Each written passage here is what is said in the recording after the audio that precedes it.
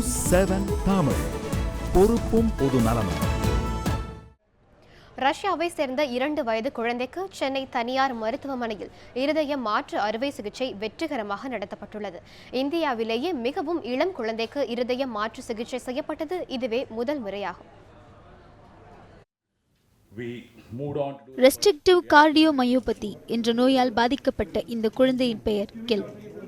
ரஷ்யாவிலிருந்து வந்த இந்த 2 வயது குழந்தைக்கு சென்னையில் உள்ள தனியார் மருத்துவமனையில் வெற்றிகரமாக இருதய மாற்று அறுவை சிகிச்சை நடந்துள்ளது.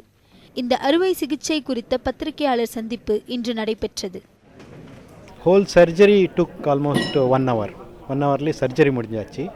ஆனால் ரைட் வென்ட்ரிக்கல் டிஸ்ஃபங்க்ஷன் இருந்தது. அதனால் ஆப்ரேஷன் ரூம்லேயே ஒரு 7 hours நம்ம வெயிட் பண்ணிவிட்டு 7 hour வெயிட் பண்ண அப்புறம் கொஞ்சம் ஒரு அளவுக்கு பிளட் ப்ரெஷர் எல்லாம் நல்லா இருந்தது. அதனால் ஷிஃப்ட் பண்ணியாச்சு.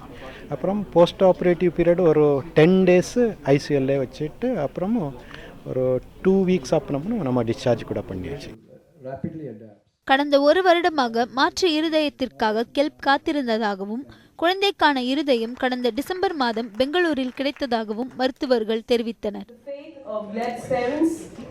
ஆனால் லைஃப் லாங் அந்த இம்யூனோசப்ரெசிவ் மெடிக்கேஷன் எடுத்துக்கணும். அண்ட் அதில் காம்ப்ளிகேஷன் வரதுக்கு வாய்ப்பு உண்டு. ஸோ நம்ம ஃப்ரீக்வெண்ட்டாக மானிட்டர் பண்ணி அந்த எவ்வளோ தேவையோ அவ்வளோதான் கொடுக்கணும். கொஞ்சம் அதிகமாக கொடுத்தாக்கா அதனால காம்ப்ளிகேஷன் வருது. ஸோ இப்போ போக போக நமக்கு நிறைய அனுபவம் இருக்குது முன்னைக்கு இந்த இப்போது. ஸோ இந்த மாதிரி ஆப்ரேஷனுக்கு அப்புறம் ஒரு 20-30 வருஷம் நல்லா இருக்கலாம். அதுக்கப்புறம் பிரச்சனை வந்தாக்கா திருப்பி டிரான்ஸ்பிளான்ட் பண்ணுறதுக்கு வாய்ப்பு உண்டு. தற்போது கெல்பின் இருதயம் நல்ல முறையில் குணமாகி வருவதாகவும் விரைவில் இயல்பான வாழ்க்கைக்கு அவனால் திரும்ப முடியும் என்றும் மருத்துவர்கள் தெரிவித்தனர். கிருத்திகா கண்ணன், நியூஸ் 7 தமிழ், சென்னை.